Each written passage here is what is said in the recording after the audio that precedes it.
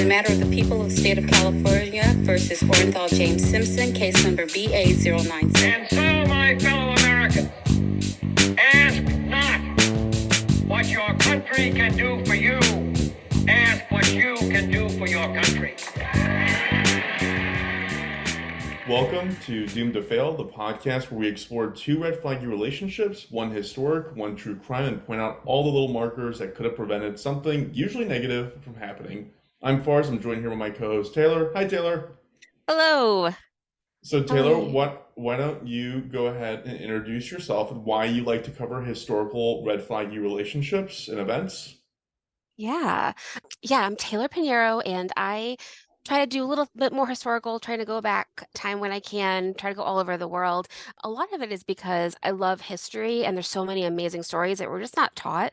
I definitely feel like I was totally, I don't know, what's the word, like stilted by the American education system because I had terrible history teachers and they made it really boring. And that's super unfair because there's so many fun things that happened. So I like to do relationships when I can find them, but also like big famous disasters like I did the Hindenburg and things like that. Is stilted the combination of jilted and stunted? I think so, because it like made it seem boring. And also I feel like I could have used it more in my life because people don't change. Or the same people we've always been, so even People don't change. things from 2,000 years ago, they happen today every freaking day. Exactly. So, Exactly. Yeah. That's awesome. And I am a fanatic of true crime, mostly because I like to think about how these people can do the things that they can do, going into like the deep recesses of whatever thought patterns are created and how they're created and why things happen the way they do is always really interesting for me. So that's kind of where my passion on this side of things lies. The reason we decided to do red flag relationships is just mostly because Taylor would examine my relationships and say, as far as you see the red flags, I'm like, yeah, I see them. It's still fun. I'm still going to do it. It's like, this should be a podcast because you're probably not the only one. So that's how I'm like, Farz, you tend to like a little bit of crazy. And you're like, no, I don't. And I'm like, I think that you do. Yeah. Taylor nailed it for sure. So how's your weekend been, Taylor? Good. We are going to I don't know, what's lower than there's professional baseball, minor league baseball, and like one notch below. I think that's the kind of baseball game we're going to after this. So we're going to Palm Springs, see the Palm Springs, I don't know what they're called, but playing their baseball stadium. But the kids get to go out on the field and they get to have their like baseball signed by the players and stuff. So it'll be quite cute. Fun. That's really fun. I love those games, and because they're so cheap, they're really inexpensive. They're really like fun. $5. You feel like it's a community all out there doing their thing. That's like fantastic. I had floor seats one time at Madison Square Garden at a New York Liberty game, and like yes, it was the WNBA, but also I had floor seats at Madison Square Garden. It was dope. Yeah, So, yeah, I'm all for it. very accessible. Yeah. I woke up this morning and I read a Facebook post that completely ruined me. It was for this dog rescue called Austin Animal Center that said 5 of these gorgeous dogs, they're like 2 to 5 years old, were going to be put down in the next week if someone doesn't step up and foster them. And because my life's not busy enough, I went and filled out the application. I reached out to them directly and asked if I can foster. Apparently I got to ask like really like just in time when somebody else had already asked, and they were pairing one of the dogs with that family. So all the dogs were off the kill list for next week, which is fantastic. And in the next week or two, I'm probably going to be a foster dad. Aw, that's awesome. Yeah. That's very cool. So usually the format of the show is that Taylor or I go first. We usually interchange one or the other. Who goes first this week, Taylor? I think that I do. Sweet. Then in that case, I'm going to tell you what my drink is, and then we'll segue to the historic story. So my story and my drink are from my old stomping grounds, Miami, Florida. So I'm going with a café con leche, which is just Spanish for coffee and milk. It is not good. It is. What? It is like just piles of sugar with like a couple of drips of coffee in it. People love this stuff in Miami. I think they also call it Cuban coffee, but it never was my thing. But again, Miami's known for stimulants, so that's a good one to have. So that's what I'm gonna go with. Cool. Well, I can't wait. I have a drink that I've never heard of, but I want to share with you. It's actually a soda called Almdudler, Almdudler, which is Austria's national drink. So Austria, the country, is where we are going to be going today, and it's only the only thing more popular than Almdudler is Coca-Cola. So Sweet. Austrians fucking love it. Cool. I'm going to talk about the Mayerling incident. Have you heard of that? Can you repeat it? The Mayerling? Mayerling incident. Never heard of it. It is the murder-suicide of Rudolf, the Crown Prince of Austria, and his 17-year-old mistress, Mary Vetsera. Cool. Yeah, never heard of it. Cool. So I watched a bunch of YouTube videos on this, and I read a book called Twilight of an Empire. So I'll put my sources in the notes as well. But there's two things that I want to start with before we get started, to start like thinking about like where we're going with this. One of them is there's so much sex in politics, and sometimes we don't care. Like with the Kennedys, like we don't give a shit.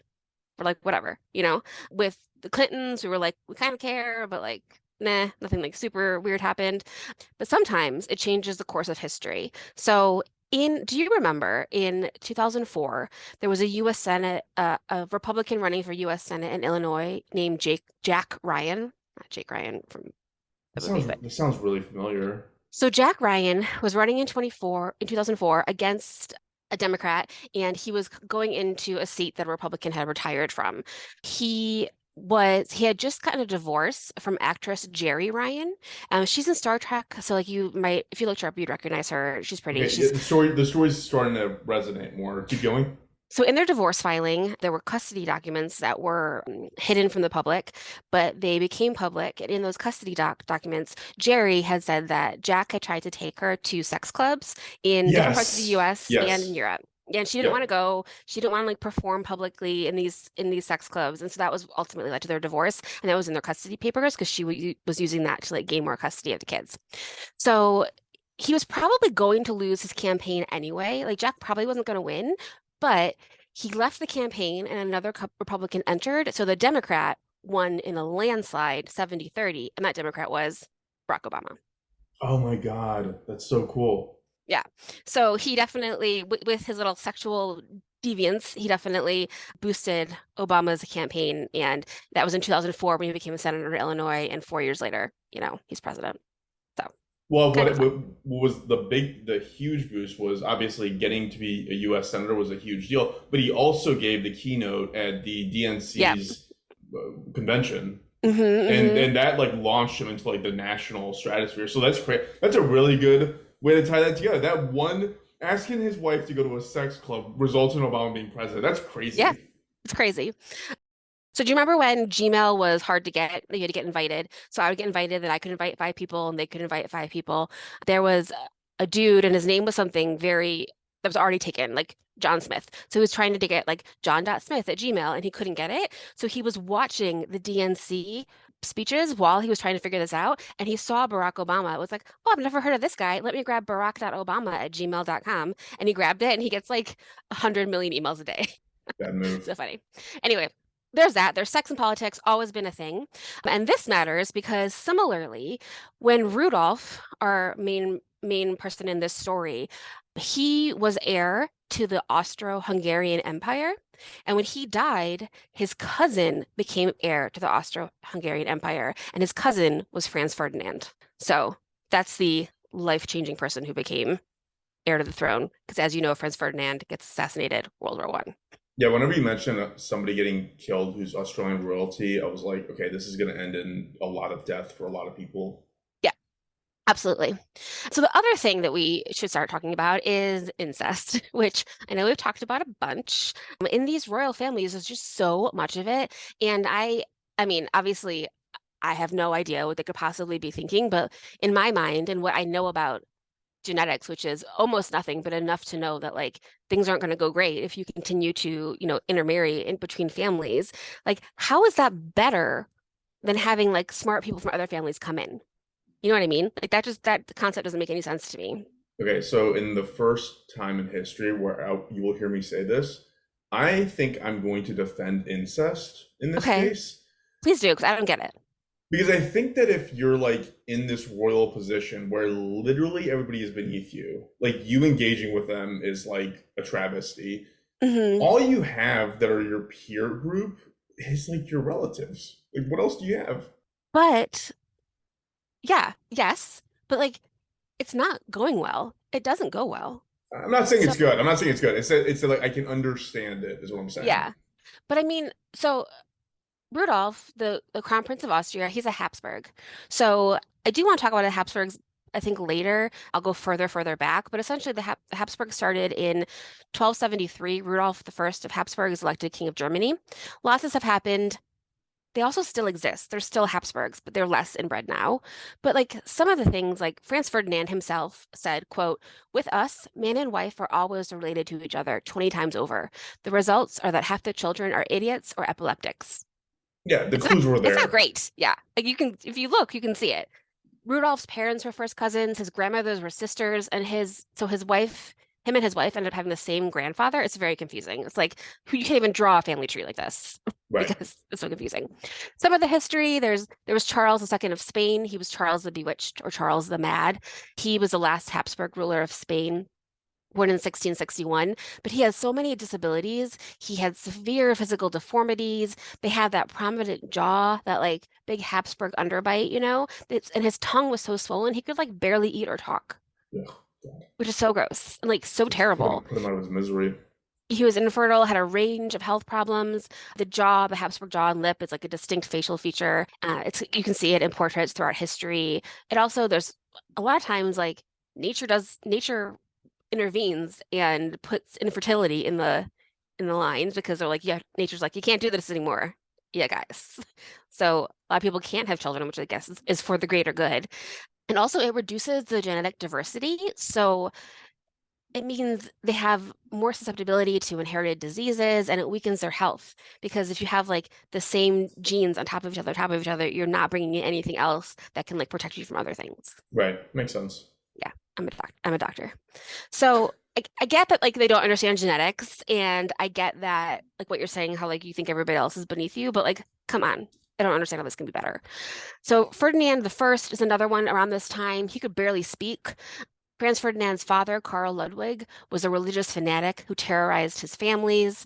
And then also for Rudolf himself, his mother's line was from Bavaria, but they were also not great. They were also pretty inbred. She had a cousin who believed she had swallowed a piano made of glass and like wouldn't stop talking about it. Another dude believed he was a hero in a Wagner opera, and he would like have picnics outside in the snow and talk to people who weren't there and like just like really weird Yeah. eccentric things. And they're rich. So like if you're like gonna go crazy in a castle. Yeah. Yes. There's a lot of mental illness, obviously, a lot of Hmm. inbreeding. Okay. Yeah. And also there's a lot of depression. So like depression and other things are happening too. And so this is like compounding into these people. So now Right. we're in the late 1800s in Vienna in Austria. This story is not a love story. Like it's a tragedy, but this isn't a love story. This isn't like star-crossed lovers or anything. And we'll get into that, but I just want to make that clear. There's a bunch of movies that were made in like the 60s and 50s and 60s. There's one with Audrey Hepburn and Mel Ferrer, and I mean, they look so good together. I don't know if you've ever seen, can you picture them? Have you ever seen them in War and Peace? No. What's their names? Audrey Hepburn and Mel Ferrer. And Oh they were yeah, married Audrey Hepburn. Audrey Hepburn. Yeah. Okay. Yeah. Yeah. and they were married in real life and in I don't know, in War and Peace, for anyone who knows, like Volkansky is the fucking worst, and he's the person that Mel Ferrer plays. They just look so beautiful together. I'm Team Pierre. She ends up with Jane Fonda's dad. What's his name? But anyway, they still look great together. And then there's another one where Omar Sharif plays Rudolph. Do you know who he is? Yeah.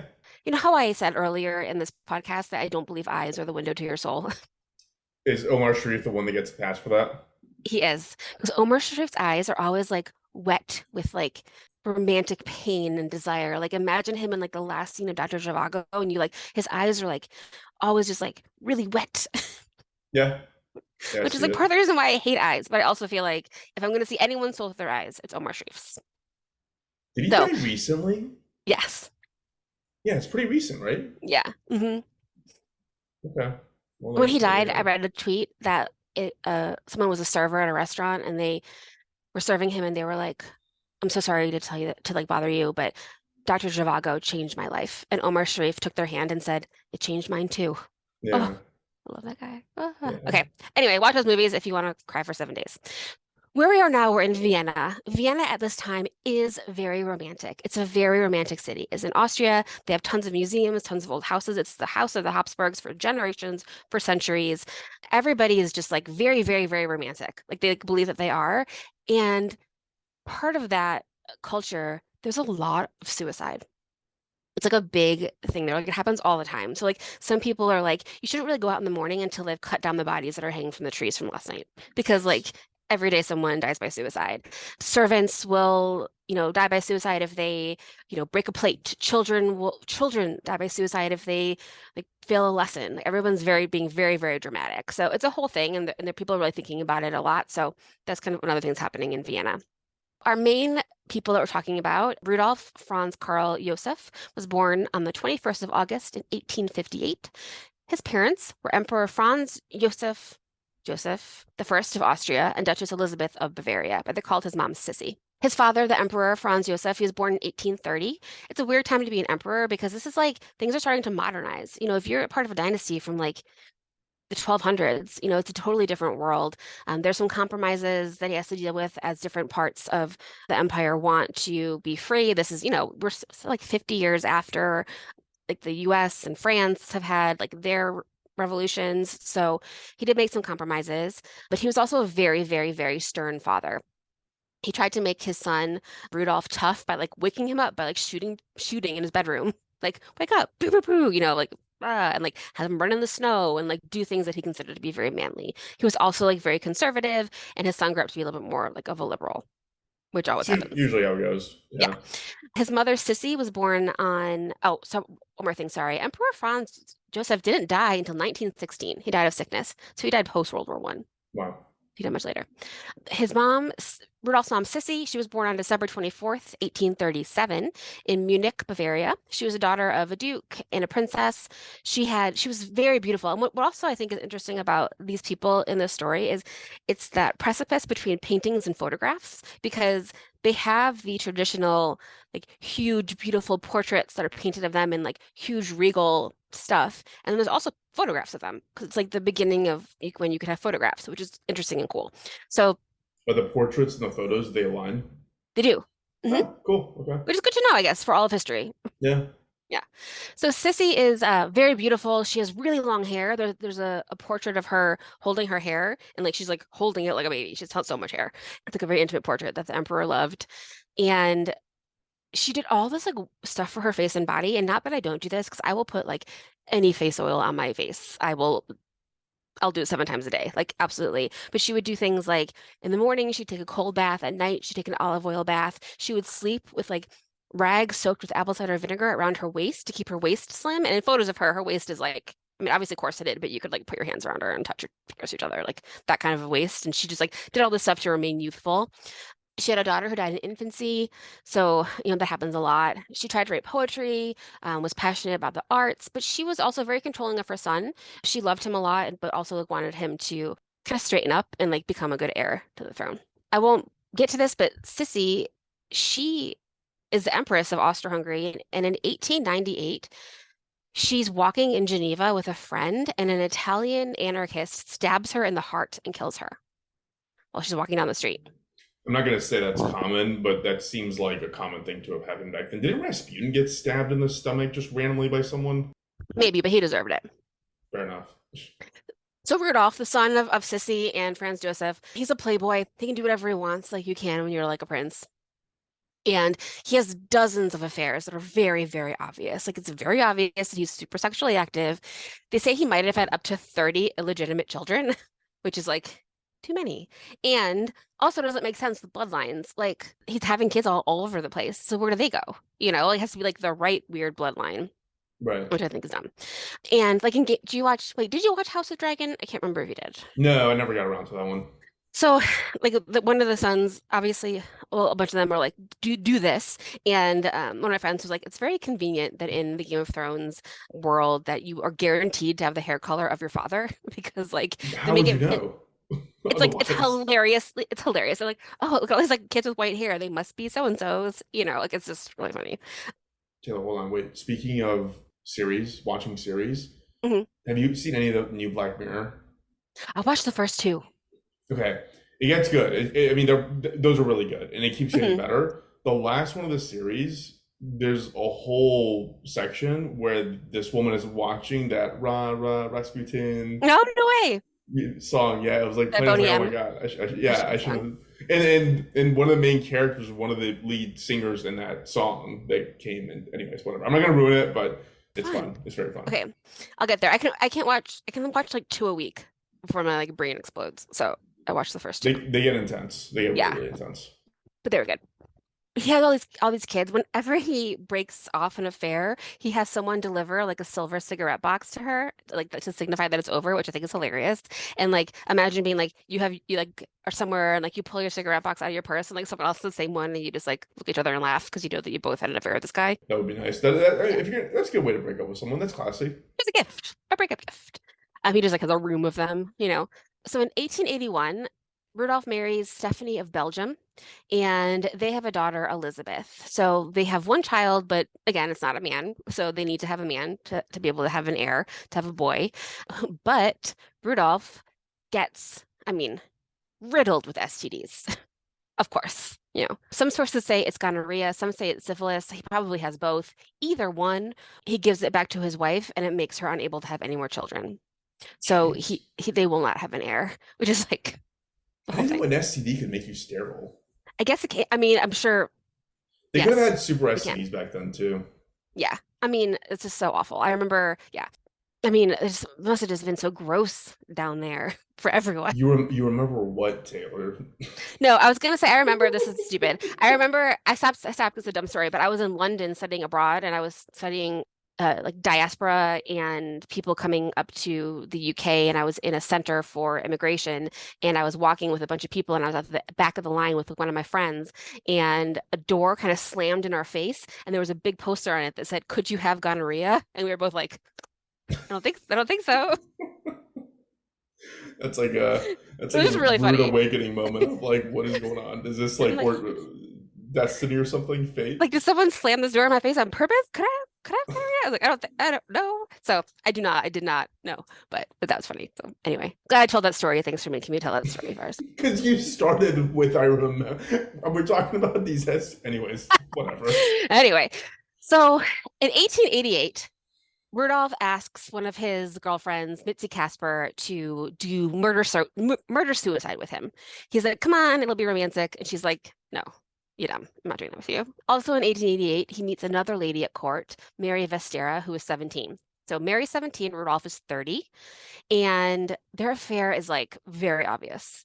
Like everyone knows. In the Omar Sharif movie, I couldn't watch the whole thing. I found like a clip of them doing the waltz on YouTube, but like they're dancing, and everybody's just like, ugh, like we fucking know these two are hooking up, like annoyed. There's also in one of the palaces in Vienna, there's a staircase that leads up to Rudolph's bedroom. It's called the Vestera staircase because she used to sneak up that staircase to see him. Sometimes she would sneak up wearing only a fur coat with nothing underneath, which is very scandalous for the time. Mary herself was a baroness. So Baroness Marie Alexandrine von Vestra was born in 1871 on March 19th. Her mother was a pill and wanted her to be rich. So she's like, "I have these daughters. The only reason I have these daughters is that they will marry well and give me like the money and power that I want." So this was not Mary's first rodeo. Like she's 17, but she's like been in these affairs with older rich people for a while. Her mom's been trying to like get someone to marry her. She was I thought this was like really funny that she went to school in a convent called the Institute for Daughters of the Nobility. Like That's imagine what you learn there. yeah, no kidding. In So breeding, that's yeah, what you learn there. exactly. Exactly. So her mom was actively helping with this affair between Mary and Rudolph. Like everybody knew there were other people actively helping as well. So here's what happened. Here's the Mayerling incident. On January 29th, 1889, so they haven't even been together a year. They've known each other for a few months. Rudolph excuses himself from a dinner with his family and he heads to Mayerling, which is a hunting lodge outside of Vienna. Hunting lodge in that like it's a palace. Yeah, Like it's makes huge. sense. I watched It's like the Murdoch thing where the hunting lodge was like 6,000 square feet. exactly, exactly. There was a show called Versailles that I watched a couple of, and there's one where like the king is like, "I'm gonna go to Versailles," and his brother's like, "Ugh, Dad's hunting lodge." like you do. One day we're gonna have that life, Taylor. So he heads to Mayerling with Mary. On January 30th, the next morning, Rudolph's valet, Loshek, goes to wake him up and the door is locked. He can't get it open. He ends up using a hammer and like putting his hand through and unlocking it from the inside and opening the door. When he gets in there, Mary's body is laying on the bed. She's probably naked. She only brought one outfit, probably naked or wearing like her underclothes. And she had been shot in the head and there was like blood everywhere and she was pretty far into rigor mortis. Rudolph's body was leaning over the bed with a bullet in his head, and there was a mirror next to him. So he might have been trying to do a thing like that someone else had done recently, where you like use a mirror to shoot yourself, like kind of like so you can see the back of your head or whatever. He might have been trying that. There was also like blood coming out of his mouth, and his skull was shattered. So she was in, like I said, she had been dead before him. There's a lot of speculation about what happened, and that's kind of going to be the thing that happens after this. But in Twilight of the Empire, the book that I read, it sounds like Mary was sitting up, holding a handkerchief, so possibly crying on the edge of the bed when she was shot in the back of the head and then fell over. So he may have just like impulsively shot her in the head. With the bodies, there were some suicide letters. There were a couple of them. More were actually found in 2015. They've been put into a safety deposit box in 1926 by a relative, and they weren't found until 2015, which is cool. And they were letters like from Mary to her mother, and they said things like, "I will be much happier in death because I can be with him. We cannot be together in life. We'll be together in death." And Wait, so it was a suicide? Rudolph shot himself. And then the bullet went through her head? No. He killed her hours before he killed himself. Did she want to die? Probably, but probably in like a state of Like, we let's have go to die together. to be together. Yeah. Like if it would have been like, hey, maybe you should think about this, then she probably wouldn't have, but it was like a very like emotionally heightened experience for everyone that they were in. Because she was more advanced, like rigor mortis than he was, they know that she died a lot earlier than he did. So he shot her and then like stared at her body for several hours. There's probably a point of no return for him also, because now he's a murderer, Not that they couldn't have hid that somehow, but he's just like kind of going crazy in this room by himself. But we'll talk more about like what might have happened in the room in a little bit. So nobody knows what to do because this guy's the heir to the throne. He's definitely dead. Everyone's kind of like trying to figure out how they tell the emperor. And initially they're like, oh, she must have poisoned him and then killed herself, because they can't imagine that he would do it. So they use that story when they tell the emperor and empress. Mary's poor mother, even though she was trying to tell off her daughter, technically, she can't find her daughter. And she's like been looking for her all over town. She finally goes to the palace and asks the emperor, and the empress tells her that her daughter is dead in like a cold way to let her know. They said that he died of a heart attack. They said that he died of like a sickness. Their official story from the emperor and empress changes several times in the first day or two because they're not sure what to do. Eventually, they do say that he died by suicide, and because it's just hard to ignore. Poor Mary, this is crazy. So Mary's body, they take it and they throw it in a closet and put clothes on top of it and just kind of hide it for now because they don't know what to do. Her uncles, her mom's brothers, come and get her body. The people in the palace are like, in Mayerling, the lodge, are like, you have to pretend she's still alive. Like you have to pretend that she's still alive when you're taking her out of here so that no one sees you leaving with a dead body. That would be too suspicious. So they make them wash her body, get her dressed. She had like a ice skating outfit, which is like, who knows what that means, but like just like a pretty simple dress and like a jacket. They put that on her body and they try to carry her out, but her head keeps falling down and her body keeps slumping because she's dead. So they stick a broomstick up her shirt, not up her body, but like up her shirt, and kind of like tie her head to it and have to carry her out that way. Was this the inspiration for Weekend at Bernie's? God, I don't think so. It could have been. It's awful. It's awful. So they bring her to a church in Heiligenkreuz, which is nearby. They don't want to bury her because it's a suicide. Everyone's very Catholic. They don't want to bury her, but the uncle has convinced them to let her be buried there in a simple pine box because she was in like a state of mental distress when she died. And also, I don't believe that she killed herself. I think he killed her, Later, her mother exhumed her body and buried her in like a nicer cemetery. During World War II, that cemetery was destroyed by the Soviets, and they bashed all the bodies when they robbed them. So they like robbed her grave and like just smashed her bones. Then her bones were reburied. In the 50s. They exhumed her again to look for a bullet wound in her skull because like people were kind of like maybe she wasn't shot, even though she definitely was. And You couldn't tell anymore because the bones had been crushed. Like Where was she? Was she shot in the back of the head? yeah, Then why would they think it's a who could do that to themselves? I know. They're just trying to like make sense of what just happened, you know? Yeah, they're trying Yeah, to protect the air. yeah. And so in the 90s, a man, the 1990s, a man was obsessed with the Mayerling incident. He tricked the cemetery into giving them her remains so he could study them. So he took them again, and he ended up getting arrested and giving them back. But like poor Mary's body was just like treated like garbage. It's the moment I she mean, at died. this point, one of us could have part of her skull. It sounds like Yeah, you're really easy breezy with it. yeah. She also just like after this, people didn't start talking about Mary until later when people started talking about the demise of the empire. So she was just like disappeared. Like she used to be like in the society papers and people were friends, and then one day she was gone. People just like stopped talking about her because they were trying to hide what had happened. Rudolph's body was taken and they had to reconstruct his skull for a state burial. There's pictures of it. He has like a big bandage over his head because his skull was like destroyed. And they had to get special permission from the Pope to bury him with his family. Like not just like the church, but like the actual Pope had to be like it was okay.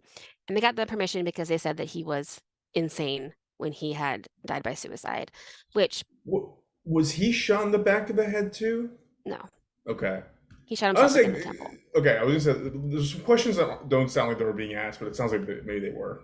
Yeah. Yeah, no, he definitely shot himself in the face. He was probably bipolar, it sounds like. So he was like, super high highs, super low lows, and he was probably in like a high of being excited about this idea of like going to death with his lover, and at the same time like also being like super low and like suicidal. So he definitely had a lot like going on. People didn't want this to be the case. Like they didn't want it to be a murder suicide because it's so awful and like confusing, and it like destroyed the line and all these things. There's a couple conspiracies and things that people think might have happened. So some people, and this is what they've been like kind of speculating on for like hundreds of years, they think that maybe it was a political conspiracy, and Rudolf was most likely talking to the Hungarian side of the empire more than he should have been, and about to like, go against his father in some ways. So he was like also involved in like those shenanigans. So like someone could have killed him for that.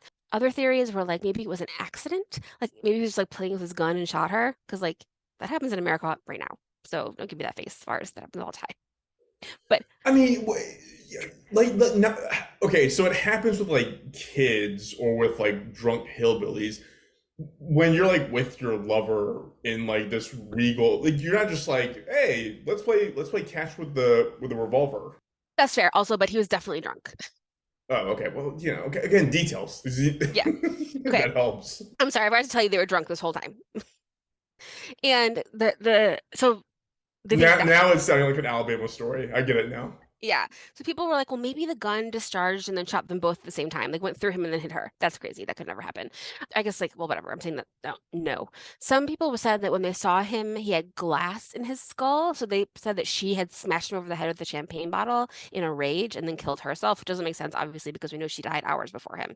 So she definitely died first. Another theory that people thought for a long time was that maybe she had a abortion and died from complications of that, but like a complication of abortion is not getting shot in the head. Yeah. That's not how Yeah. that works. So what it probably is, and what I've been saying it all the time, like it's fun because of the conspiracies, but what it is a murder suicide. He was in an unhappy marriage. He wanted to do something dramatic, and she was just very, very vulnerable. She's 17 years old. Like this prince is telling you that he loves you, that he can't live without you, all the things. So maybe they got into some sort of argument when they were in the room together. Maybe she was pregnant and he was like, well, great. I have another, this is my 31st illegitimate child. Like, fuck you. And I'm not going to marry you still, and they were fighting and maybe like that was a thing. Maybe he went there to break up with her and like she like wouldn't take it and she like wouldn't accept it. So he shot her and then was so upset and worried and all of that he ended up shooting himself.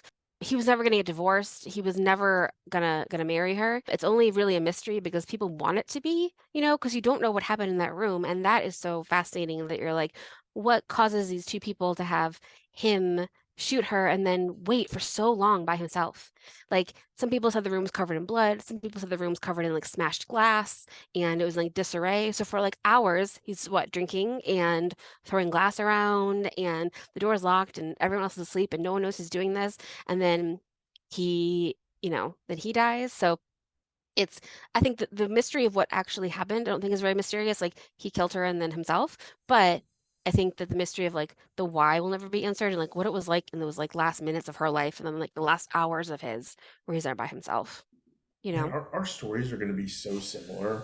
That was our Yeah. Again, we don't coordinate any of this. I have no idea what Taylor's going to talk about. She has no idea what I'm going to talk about. We just hop on, just go with it. But like, we have a lot of through lines on these two stories. Yeah, it's so crazy. Crazy.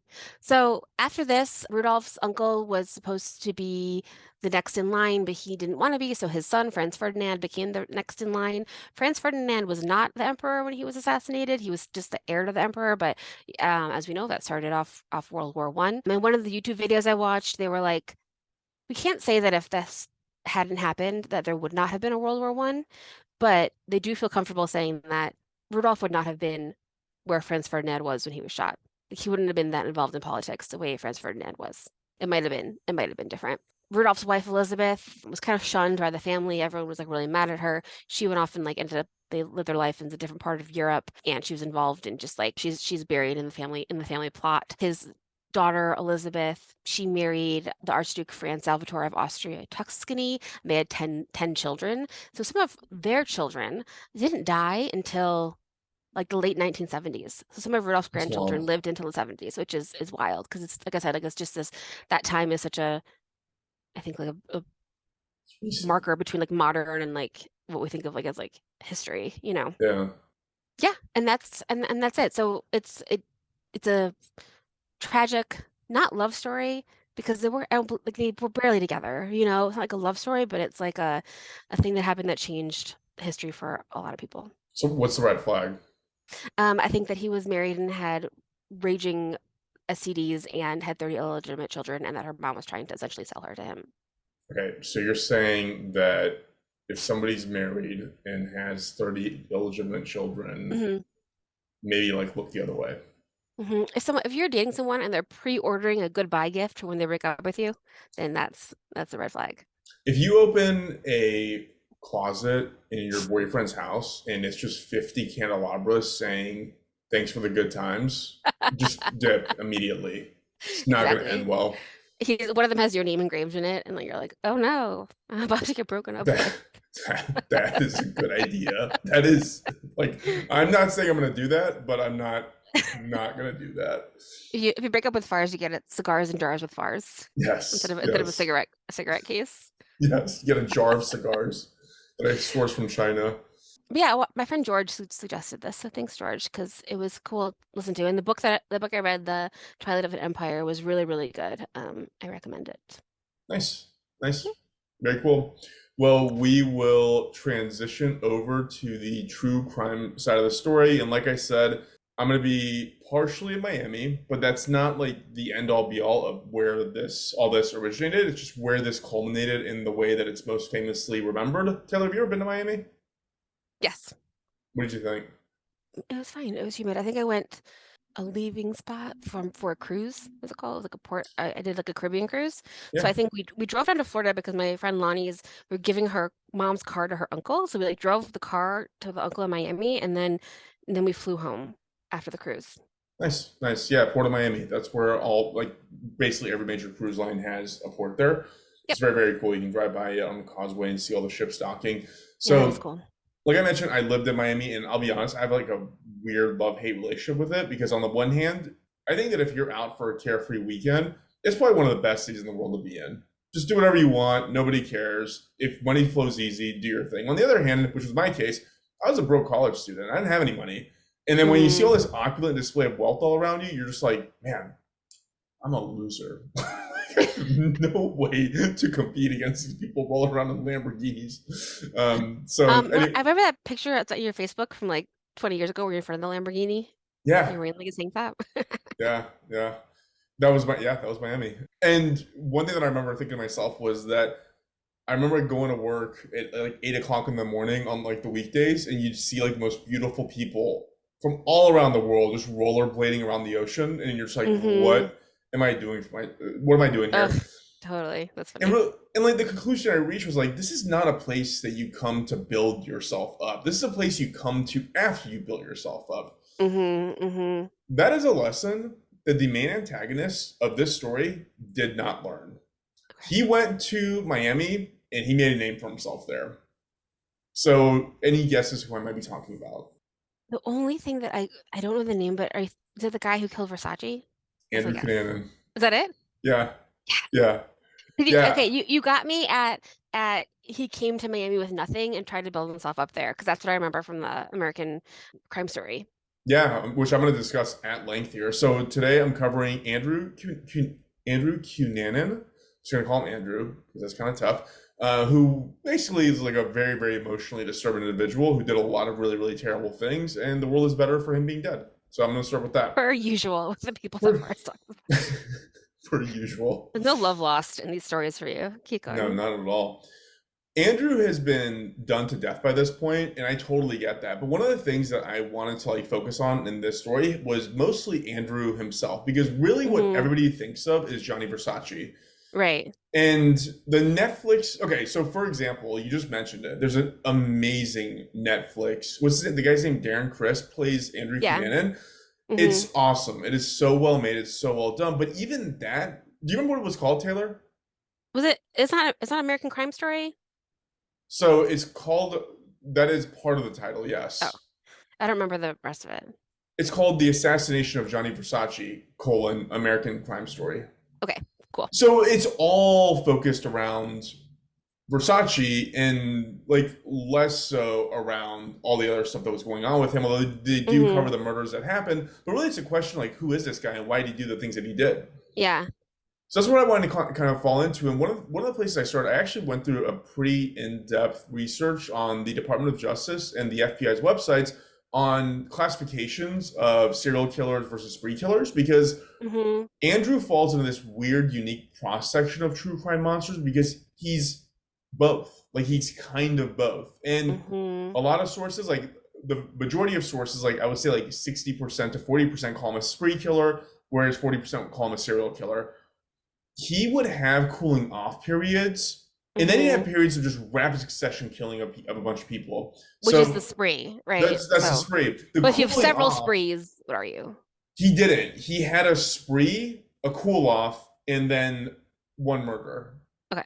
So he fits the definition of most. So for example, he killed 5 people over the span of 3 months in total. Wow. 6 days separate murder 1 and murder 2. 1 day separates murder 2 and number 3. 5 separate 3 and murder 4. And nearly 2 months separate 4 and 5. So random. Yeah. What does it mean? Yeah. Exactly. I'll get to like the 4 and 5 one because it was like he was just living his life. He was doing his thing in Miami. Like he was having a groovy time. Like, and it was like, what happened? Like, what was the impetus? And nobody knows. And we're gonna make some conjecture here, but nobody's really sure. The other thing I kind of dived into on the FBI's website had to do with he didn't really have the same traits as a killer as a Bundy or a Gacy or a Dahmer, where there was like a sexual impulse behind the killing. He would kill out of opportunity and impulse. So when we talk about serial killers, for example, we talk about product versus process killers. Andrew was neither. He didn't love to kill, which is the process part of a process killer, nor did he kill to collect a body to do whatever they're going to do with, which is the product side of a serial killer that we're most familiar with. That's one distinction on the serial killer side. It actually goes further, and this is where the Department of Justice kicks in around the classifications that go beyond just product and process, which is there's 4 other categories. There's visionary, mission-oriented, hedonistic, and power control-oriented. As you learn more about Andrew's psyche, power control seems like the classification that makes the most sense when trying to understand what his motivations were. Do you have examples of the other ones? So visionary is visionary actually don't. Mission-oriented is one I have the best example of, which is like, I'm doing this because God told me to do this. So anytime like someone kills a bunch of prostitutes, it's like, you were sinful, so I had to do this for Jesus. Like that's like the most common one. I want to say visionary was John List, where he just thought that this was the best thing for his family to kill all of them at once. Hedonistic is like you just like it. You just want to do it because it's just awesome.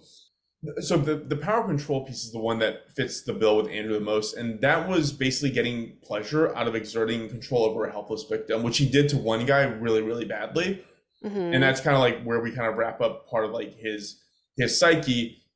Going a little bit further than that, I'm just going to come out and just be a total contrarian and say Andrew was just a total prick. I'm just going to start with it right there. They always are. Okay, this is going to be I'm going to get some backlash on this. He reminds me of like every Iranian I grew up with who was just obsessed with like looking amazing and like how they present themselves in the world. And like, you need to know I'm better than you. If you don't know that I'm better than you, then what am I doing? Like, that's exactly the vibe I get off this guy. It has been said that he's a narcissist, but that was never a clinical diagnosis, and obviously he's dead, so we're never going to actually know whether that was true or not. It was also said that he had a strong desire to be the center of attention. Chris Darren actually portrayed him exactly as I read about him, which was just the guy's dressed to the nine and talk about how amazing his life is. I wrote down that if he was alive right now, he would be an Instagram influencer who'd be buying followers from overseas click farms. Like, that's the guy we're talking about. He sounds like an incel, like Andrew Tate, like someone who's like... He's gay and he got a lot of play. Fine. Yeah. But he can be incel vibes, but that's fine too. It's not that. It's a need to belong. It's a need to be the biggest, greatest, flashiest star out there. That's where this is right from. And incels, like, just a shut-in, right? Like nerdy shut-ins who can't get out and hang with people. Like, that's not what this is. This guy actually was a little bit too out there hanging out with people. Because he actually, we'll learn later, he legitimately met Gianni Versace, like, organically. Right. Like, he was in that crowd to where he could do stuff like that. So, like I literally just mentioned, Andrew came out as gay in high school, which obviously, good for him. That couldn't have been easy back when this would have been like the late 1980s. And this was obviously not an easy choice because his mom and him got into a really, really serious fight. It got physical. Andrew basically assaulted her at one point. God. And he ended up moving out. Like, he left his family home and moved out and settled in San Francisco in the Castro district. I alluded to this just now, which he had a knack for befriending wealthy older gay men, which I'm going to go with like red flag number one for the older gay men, because it was never to their benefit that he was friends with them, really. Andrew was basically using these men and leveraging their wealth to live up to his own self-image of himself, which again, if you haven't seen the Versace story on Netflix, Darren Criss plays this guy incredibly well. And that was basically his thing. Make friends with whoever had the resources and use them up and then ditch them, move on to the next guy. In 1990, many years before what ends up happening, Andrew actually does meet Gianni Versace, which I'm going to do a little bit of a dive into like who he was. I know he's been done to death, but what the hell, we're here already. Versace was a fashion designer who created the luxury brand Versace in 1978. It became a brand for celebrities because it was like a red carpet thing. Do you remember J-Lo's green dress? Yeah.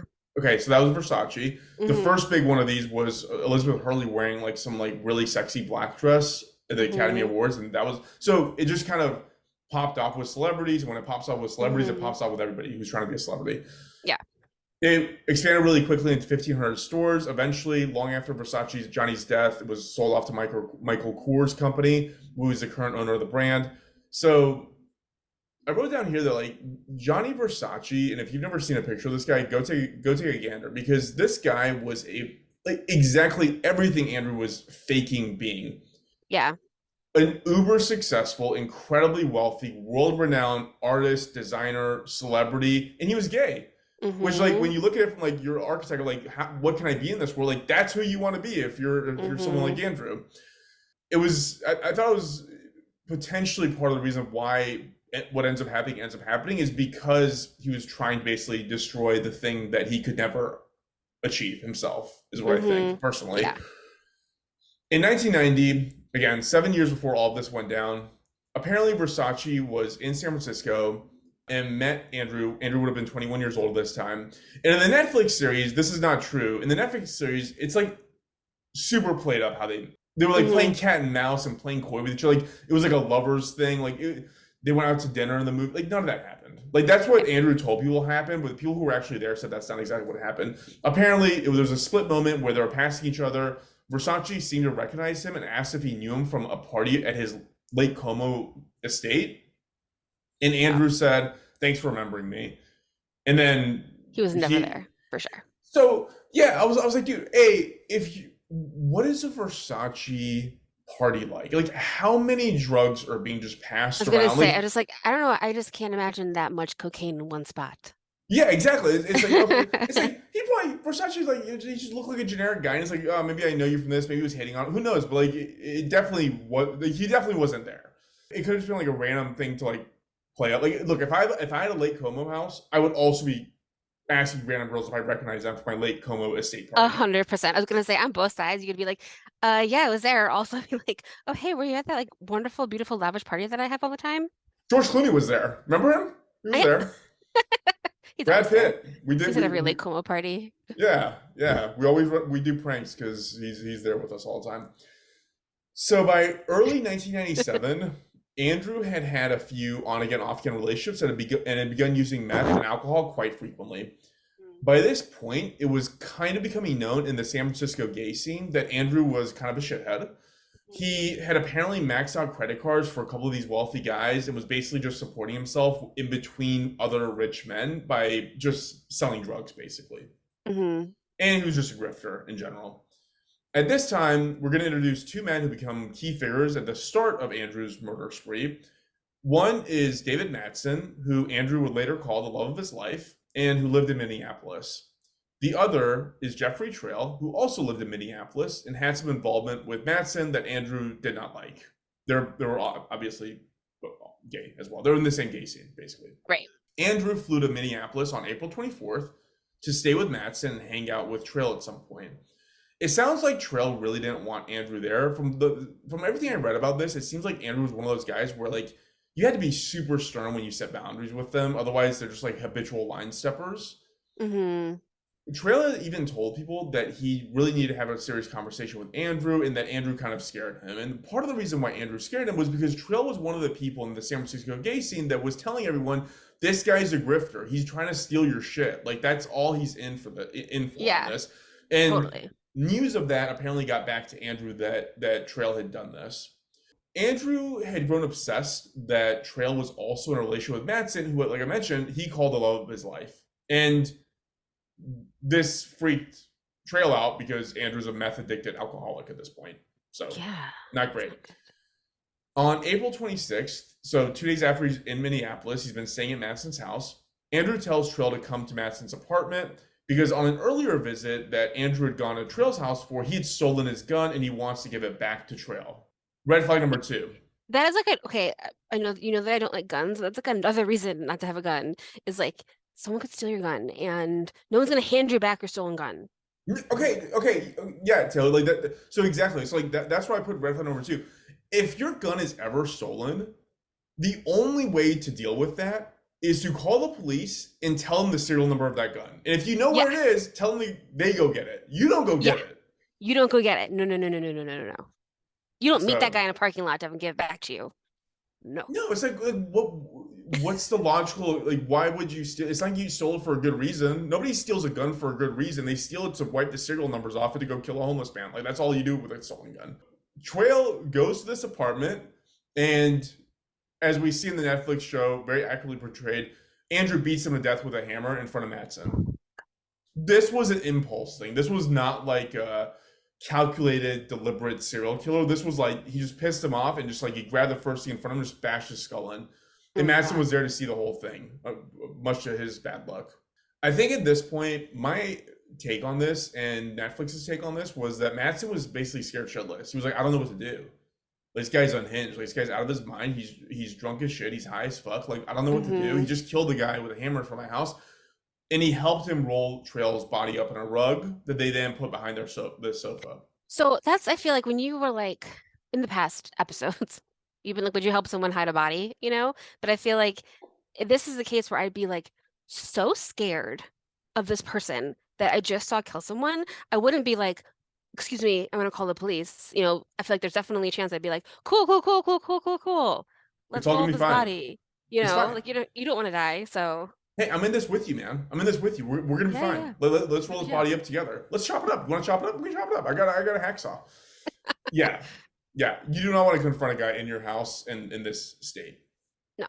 Madsen stopped going to work because he just witnessed a man get beat to death in his kitchen with a hammer. So that raised some alarm bells. And a coworker decided to go to Madsen's house and check on him. And at which point he finds Trell's body. At that point, Andrew and Madsen already hit the road. And they'd taken Madsen's Jeep to flee the scene, essentially. So for several days, police try to find the two of them. And basically, there's a bunch of leads coming in. People saw them here. They had dinner at this place, whatever. They would see them all over the place. They didn't catch them completely because on May 3rd, Madsen's body was found near Rush City, which is about an hour north of Minneapolis. Andrew had shot him with a gun he stole from Trail and thrown his body out of the car. So that's murder number 2.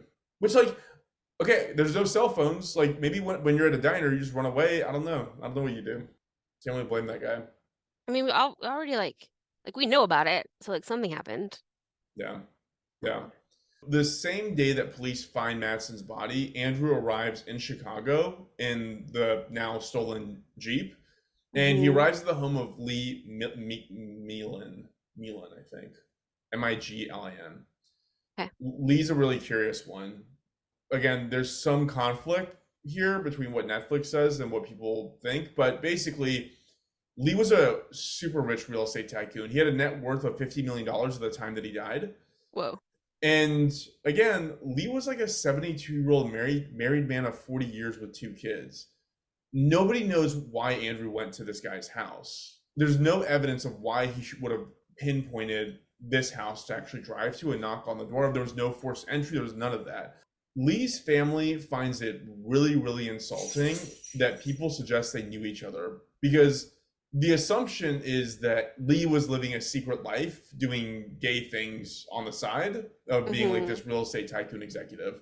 Netflix made the editorial decision that they for sure had a relationship. They had a relationship. That's the reason why Andrew knocked on that guy's door that night. The one indication that this wasn't kind of like a run-of-the-mill murder for Andrew was the way he killed him. So again, you have a beating to death with a hammer. You have a shot to death in the back of the head. In this case, he tied up Lee's legs and arms, and his body was wrapped in tape and plastic.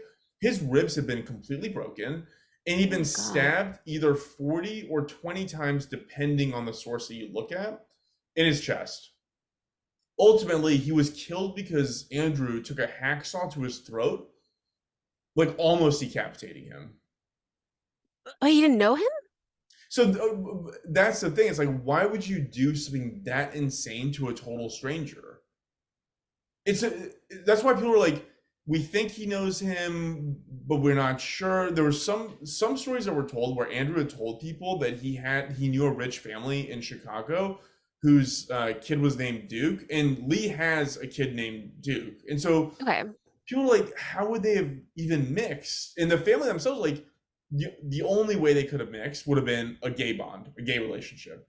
And that's, and to them, they're like, of course that's not the case. Our dad was like, married to my mom. And like, who knows? How would he have met? Like, that's so weird. Yeah. I don't even know. This makes sense. Okay. So Andrew ditches the Jeep, Madsen's Jeep, outside of Lee's house and steals his Lexus. And at this point, Andrew gets put on the FBI's top 10 most wanted list. So 6 days later, Andrew would shoot a guy named William Reese. He managed a cemetery. He just went up to him and shot him in the back of the head.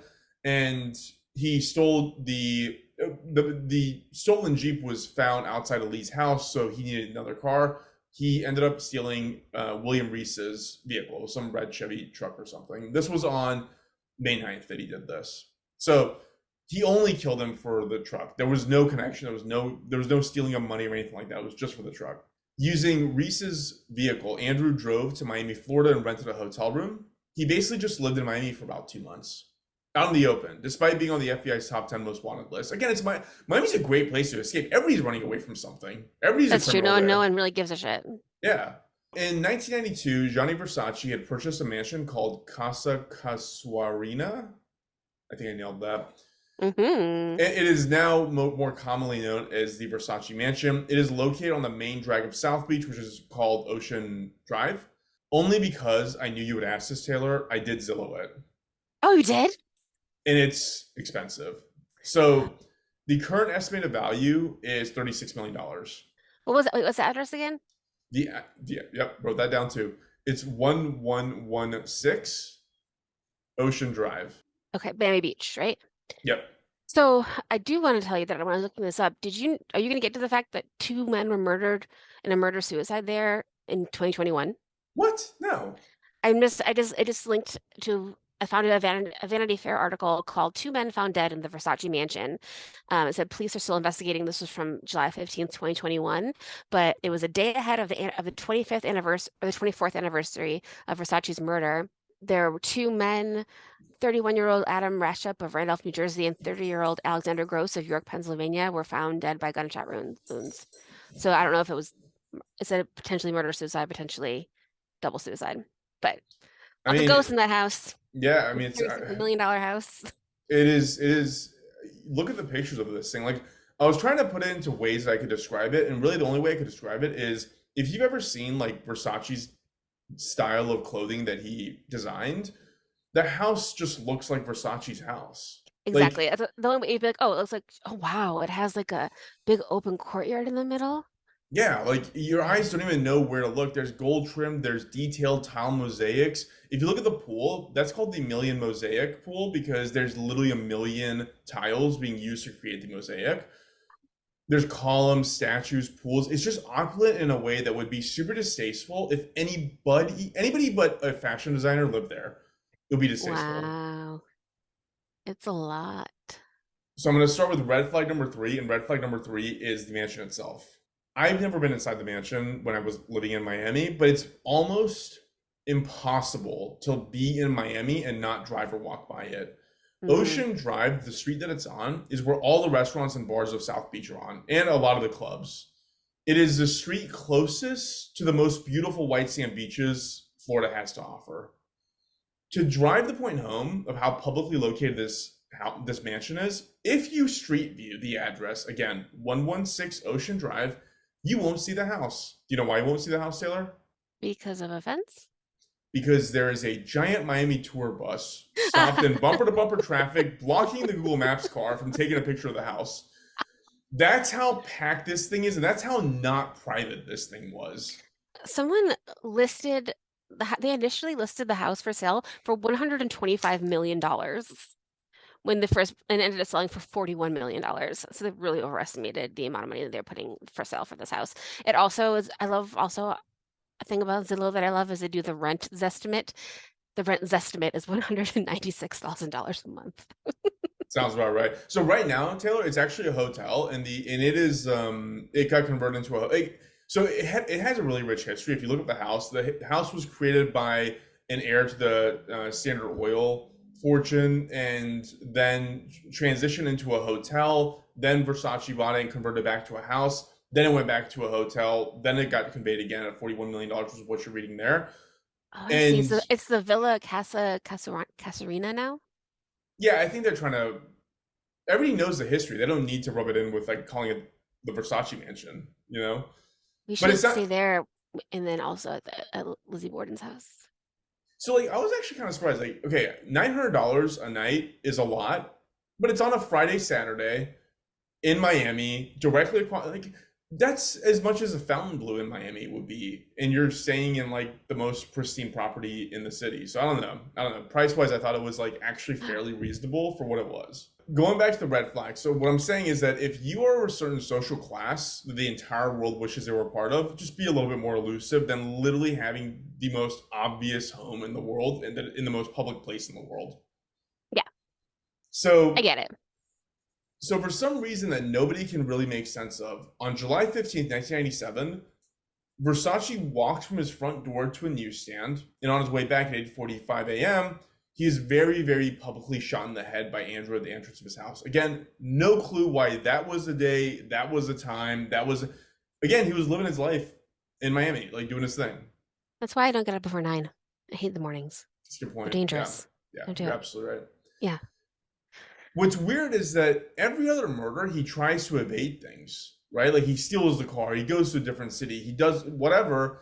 And he, like I say, just mostly living a normal life in Miami. So like, why this guy? Why at this time? It's so elusive. Obviously, at this point, Versace died immediately, and the public, because it was so public, people gave chase to Andrew. Police were immediately in the area, and a manhunt began. They called it the biggest manhunt in American history at that time, but we don't. I don't know. I didn't go through and Google if that was accurate or not. The day after the murder, a boat owner at a marina nearby in South Beach called the police and said somebody had broken into a boat at the marina, like a next door boat or something. Police really didn't care. They didn't really show up. They didn't really think that much of it. It wasn't until a week later, so on July 23rd, when houseboat sitters, so basically people who check on boats when the owners aren't using them, visited a boat and found the door was open and it looked like somebody had been living there. Though the caretaker at that point knew that the actual owners of the houseboat hadn't been there since December of the previous year. So the caretaker then recalls hearing a gunshot from one of the rooms, leaves and calls the police. The police and the FBI descend on this thing. They start trying to talk to Andrew. They're like trying to convince him to come out. If I remember correctly, it said this was like a standoff that lasted 8 hours. Andrew was already dead. Andrew killed himself when they walked in. Like there's nobody to talk to, and they just were like not wanting to go inside and get blasted. So he shot himself in the head, obviously. But the question around like why he ended up choosing, okay, the first kill, pure rage impulse. Second kill, I gotta get rid of the witness.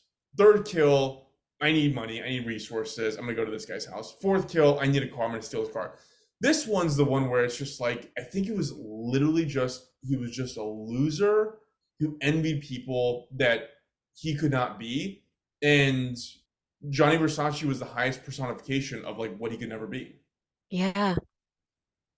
Some people thought it had to do with HIV status. So Gianni Versace, or well, he did have HIV, but that's not the relevant part. The relevant part is that people had mentioned that Andrew thought that he had HIV and that he had said he's going to take out his revenge on older men who like do this to younger men. And there was like some thought, he was autopsy, he didn't have HIV, but people were like, no, he thought he did. Like he never got tested, but he thought he had HIV. So like maybe that was a piece of this too. I don't know. That's like, I mean, that's like, I don't know what you're saying before, but people killing sex workers because they gave them an STD, and it's like there's two involved in that tango, my friend.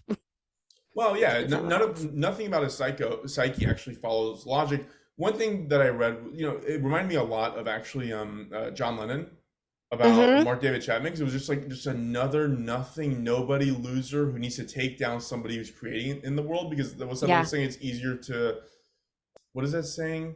Those who cannot build seek to destroy. And that's the only one I really know is when in The Wedding Planner, when Jennifer Lopez says, "Those who can't wed, plan." That is actually a pretty good line. That's my number one of those that I remember. Hey, two J-Lo references in our Andrew Cunanan episode. So, and then largely this ended up getting forgotten because one of the attendees at Gianni's funeral died like less than a month after this happened. You know who that is? No. Princess Diana. She went to the funeral? No way. Yeah, she went to the funeral, and man, the 90s were wild. Dude, it was like a week or two after that is when she died. I remember I was at my friend Julie's house eating pizza, and I was so sad. I remember too. I was with my parents. We did our little summer trip to Vail, or what is it, summer Vail. Oh my God. So yeah, that was a wild month. But because of that, so much of this got like it sunk. Like people stopped paying so much attention to this because then Princess Diana was a big story. So yeah, that's our story around Andrew Cunanan. What a tragedy. That's just so like that your life can be taken away by like any random crazy person in like 2 seconds. Like you didn't do anything like for that specific thing to happen to you. It just happens because you're like in the right place. Or like if he hadn't like gone and gotten the paper, or like hadn't hard slept past 9 like you should, Yeah. It's just so many things that it could, like little things that lead up to it and make that happen. Yeah. Living your life, an asshole. build some awesome life, the coolest house, the best and then some random idiot just can shoot you in the head. You're just like covered in gold and like, I don't know, man. He was effortlessly cool. I will say, Gianni Versace, when you look at his pictures, you're like, damn, Hmm. like that is a world famous designer. Like you can just, Yeah. he's got an air about him. I can't, yeah. I mean, his sister's still alive, still doing Versace things, I guess, even though you said Michael Kors bought it. So she is still the creative director. Donatella Versace is still the creative director, and the vast majority of Gianni's estate actually was bequeathed to his niece, Allegra Versace, who is Donatella's daughter. Oh, Yeah, it's estimated her net worth right now is about $800 million, and she's nice. 36 years old. Nice. Yeah, well, when my sister had her baby, my brother Kincaid, who is gay and not going to have children, was like, now my estate is divided into three because he's dividing his estate amongst his nieces and nephews. That's the dream. You got to have that a rich person in your family leave you something. If you look at the guy who played Gianni Versace, it is like It's real crazy. good. Yeah, He nailed. I mean, you he look at the side nailed by it. side. Wow. I found a picture of, whoa, I heard that dog. Is she okay?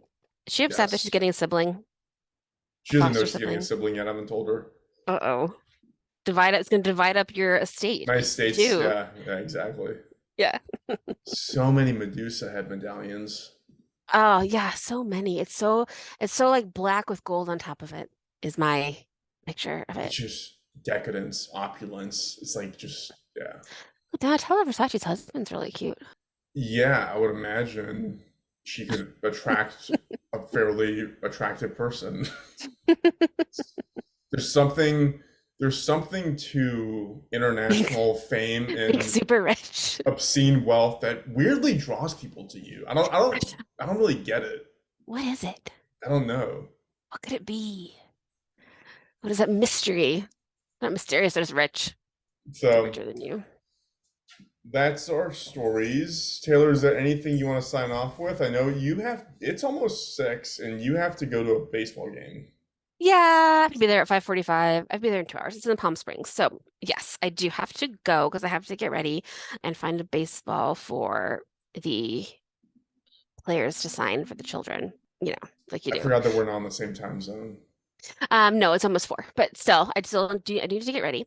But yeah, no, if this is your first time listening, thank you. We have social media at Doomed to Fail Pod on Instagram, Facebook, Twitter, YouTube, and we're also doomed to fail pod at gmail.com. If you have any feedback or suggestions, we're looking for historical, true crime, relationships with red flags, tragedies with red flags, things that could have been avoided, or just some crazy ass stories from the past. We'd love to hear it because I think, like I said before, there's so many cool stories. There's so much we don't know. There's so much that we can all learn from the past and share with each other. So I'd love to tell more. Love it. Awesome. Thanks everyone. Thanks Taylor. Thank you. Bye all.